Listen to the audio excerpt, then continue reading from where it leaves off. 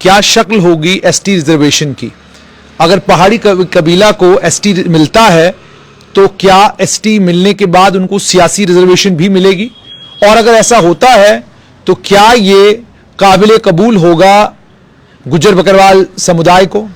इसी पर बात करने के लिए मेरे साथ हैं Gujjar Bakarwal all Jammu Kashmir Gujjar Bakarwal coordination committee के चेयरमैन एडवोकेट अनवर चौधरी। चौधरी साहब, सबसे पहले मुझे ये बताइएगा कि अब तय हो चुका है कि पहाड़ियों को भी एसटी मिल रहा है, किस शक्ल में आप चाहते हैं कि उनको रिजर्वेशन मिलना चाहिए?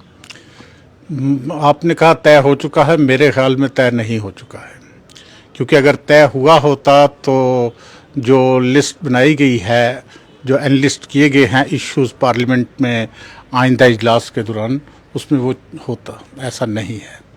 तो क्योंकि ये इसकी मुखालफत बड़े पैमाने पे हो रही है, हमने भी की, और एक जेन्युइन डिमांड नहीं है, इसलिए इसमें इतनी जल्दी सरकार नहीं करेगी, ये मुझे पूरी उम्मीद है। जैसे आपने कहा सरकार के ऊपर आपको पूरी उम्मीद है, लेकिन भारतीय जनता पार्टी के काम करने का तरीका यही रहा है कि अक्सर अमूमन वो बिल जो किसी भी तरीके से कंट्रोवर्शियल हो या जिन बिलों के ऊपर बवाल हो सकता हो वो अचानक पार्लियामेंट में आते हैं।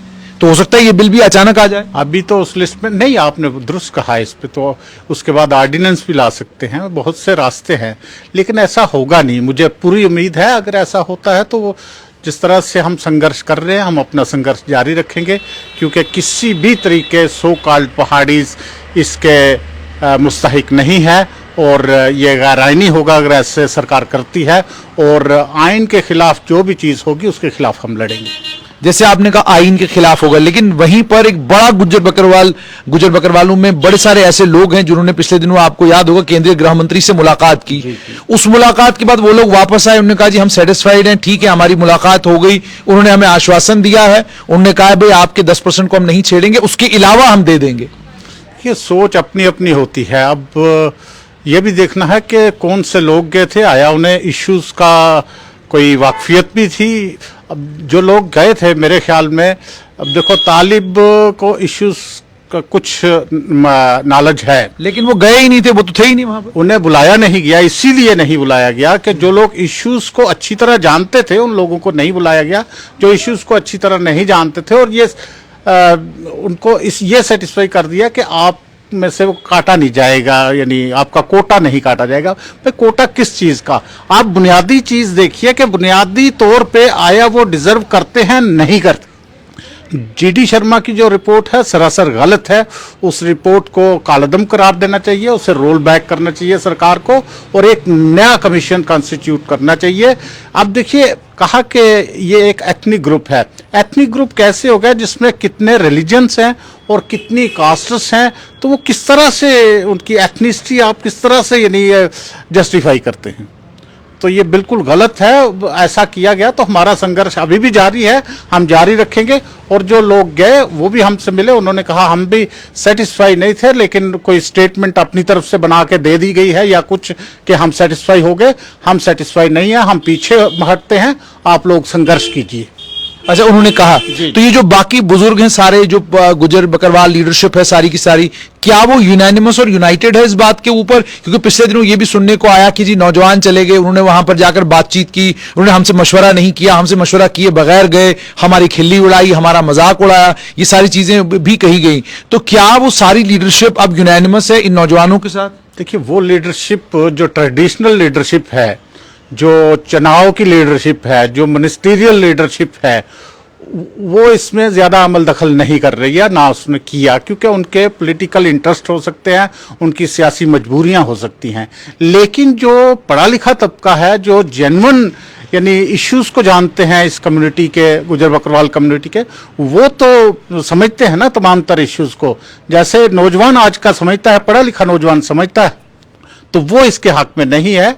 लेकिन फिर भी जो एक जेन्युइन, जो इवन पॉलिटिकल लीडरशिप है, वो भी इसमें राजी नहीं है। किसी से भी आप पूछ लीजिए, सवाल कर लीजिए, कभी भी वो अगर सीधा जवाब दे दे कि इनको शेड्यूल ट्राइब दे दो, तो मैं जनाब इस इश्यू को नहीं उठाऊंगा, कोई नहीं कहेगा। लेकिन एक ये भी फॉर्मूला आ रहा है जी, 10% रिजर्वेशन आपकी इंटैक्ट रहेगी, जो पहाड़ी कबीला है इसको 4% दी जाएगी, पहाड़ी कबीला कहता है हमको 9% चाहिए क्योंकि हमारी आबादी 9% है। तो अगर अलग से इनको 9% का कोटा मिलता है तो क्या वो आपको काबिल कबूल हो? बिल्कुल नहीं। देखिए, सिर्फ कोटे की बात नहीं है जुनैद साहब, बात यह है कि बेसिक कैरेक्टरिस्टिक्स जो है ट्राइब के, उसके साथ हमारा जो ट्राइब है उसमें भी खलल हो जाएगा। यानी ट्राइब को आप मस्क कर रहे हैं, जो कैरेक्टरिस्टिक्स जो उसके लवाजमत होते हैं एक ट्राइब के, वो ये इनमें नहीं पाए जाते, इसलिए इनको ट्राइब डिक्लेयर नहीं किया जा सकता। कोई और नाम दे के अगर कर दिया जाए तो उसमें हमें एतराज नहीं है। यानी आप कहते हैं शेड्यूल ट्राइब नहीं, आप कुछ और ट्राइब नहीं, ट्राइब ये किसी भी एंगल से ये ट्राइब हो नहीं सकते। खतरा आपको इस चीज का तो नहीं है कि अगर इनको भी एसटी डिक्लेयर किया गया तो फिर जो सियासी रिजर्वेशन आपके पास है उसके भी हकदार हो जाएंगे? देखिए, सियासी रिजर्वेशन के तो मैं पहले से ही योम अव्वल से मैं इसके खिलाफ हूं कि सियासी रिजर्वेशन क्यों। सियासी रिजर्वेशन जो दी गई है किन सीटों पे दी गई है आप बताइए। अगर जम्मू में नगरोटा को रिजर्व करते, सांबा में करते रिजर्व, जहां अबव 33% वोट्स हैं इस कम्युनिटी के, तो तब था। जहां से पहले से ही ये एमएलए जीत के आते हैं और गुजर एमएलए ही जीत के आते हैं, वो अगर रिजर्व कर दी तो कौन सा बड़ा इन्होंने वो काम कर दिया।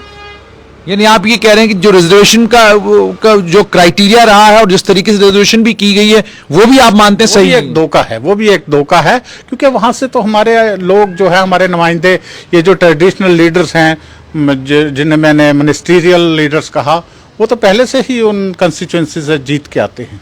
तो अगर मान लीजिए सरकार दे देती है 9%, मान लीजिए 9% मान लेती है, 4% मान लेती है और रिजर्वेशन दे देती है, एसटी के जुमरे में शामिल करती है पहाड़ी कबीला को, तो आप क्या करेंगे? एसटी के जुमरे में हमें काबिल कबूल नहीं है। हम संघर्ष करेंगे, हम लड़ाई करेंगे, हम फाइट करेंगे और हम कॉन्स्टिट्यूशनली भी लड़ेंगे, कानूनी तौर पे हम तो ट्राइबल बचाओ मार्च तो रुक गया है, वो अब जारी हो जाएगा, जल्दी जारी हो जाएगा, विद इन डेज जारी हो जाएगा। इस पर कोई बातचीत हुई? बिल्कुल बातचीत हुई है और इस बार बड़े पैमाने पे होगा। बड़े पैमाने पे इसलिए क्योंकि अब शेड्यूल कास्ट के अंदर भी एक ये डर खौफ पैदा हो गया है कि इसके बाद हो सकता है हमारी बारी हो।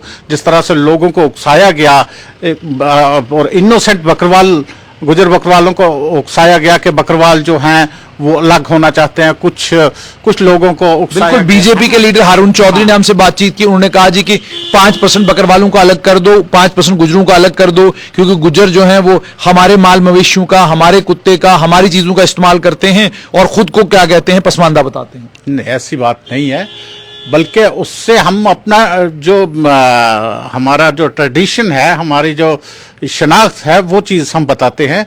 ऐसी बात नहीं। अगर गुजर चैरिटेबल ट्रस्ट में वो फोटोग्राफ्स लगे हैं, आप देखिए, गुजरों के भी लगे हैं, बकरवालों के भी, क्योंकि हम इन्हें बांटना नहीं चाहते, हम एक रहना चाहते हैं। हम एक ही बाप के दो बेटे हैं। तो ऐसी अगर कोई बात कर रहा है, वो सिर्फ डिवाइड करने की बात कर रहा है, तकसीम की बातें हैं ये। ऐसा नहीं होना चाहिए। गुजर बकरवाल एक है, क्योंकि मियाँ साहब और मियाँ जी साहब बड़े, और अब अल्ताफ साहब, पूरी कम्युनिटी उन्हें मानती है और वो बकरवाल कम्युनिटी से है। ऐसी कोई बात नहीं।